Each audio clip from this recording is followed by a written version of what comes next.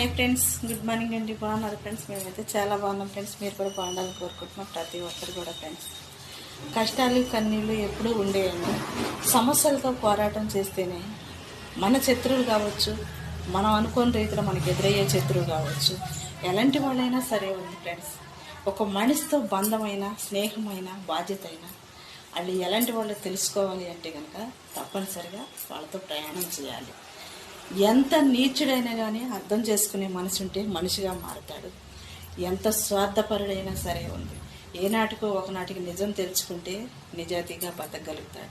స్వార్థంతో ఉంటే మాత్రం పోయేటప్పుడు కూడా ఏమీ మూడగట్టుకోడండి.